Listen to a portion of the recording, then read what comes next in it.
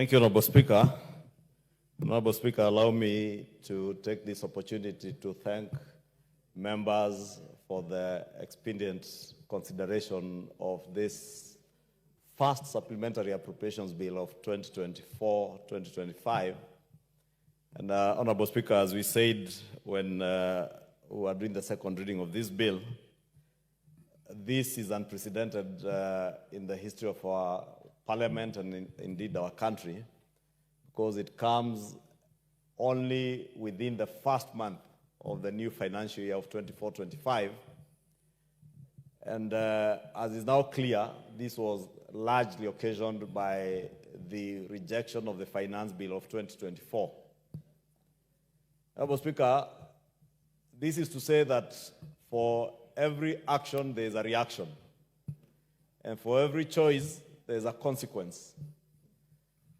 When we acted in the manner we acted regarding the finance bill, there had to be a reaction, and the reaction is therefore to cut our budget to commensurate with the losses that we make in terms of the revenues that we were going to collect in this financial, or rather during this financial year. One moment, Leader. Sergeant at Arms, I need a Sergeant at Arms somewhere here, please.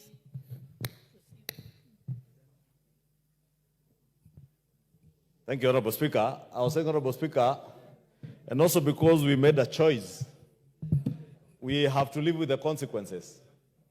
We made a choice to forego part of our revenue generation measures or revenue raising measures in this financial year.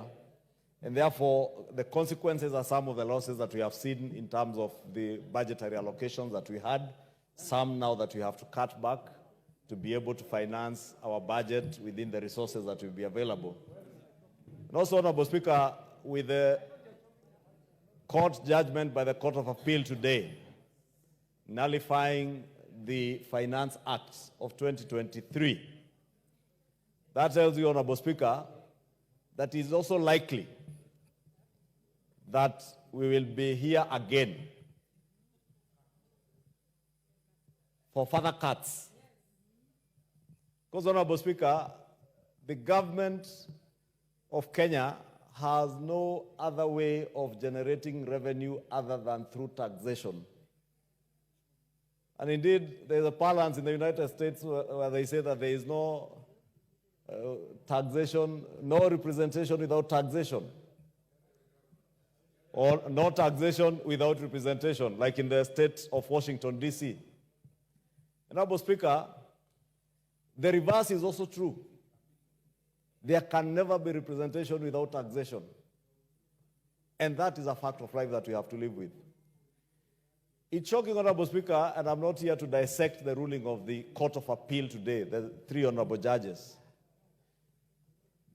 But, Honorable Speaker, what the courts are telling us today is also an affront not just on our democracy, but our constitutional order in this country under the 2010 Constitution.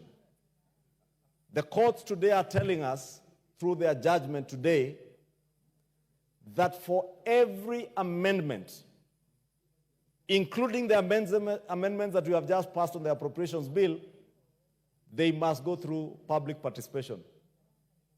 The courts are telling us that amendments that emanate from the public participation process must then be taken back to the people for a second round of public participation.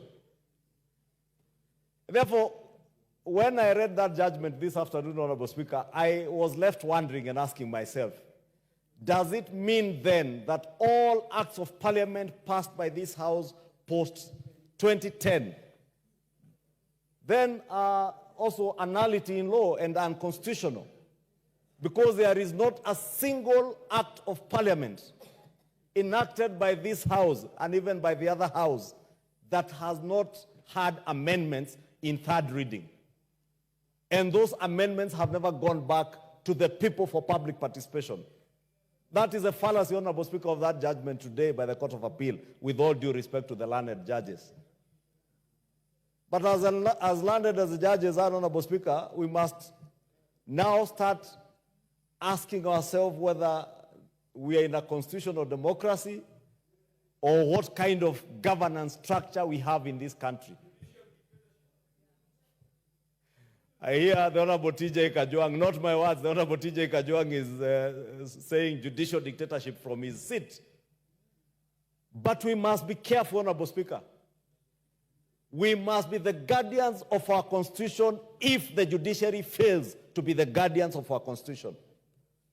Because Parliament is the law-making body in the country.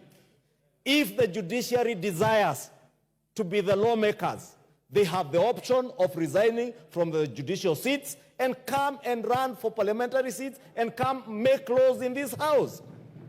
But we cannot have a situation where the judiciary now wants to make laws from the bench.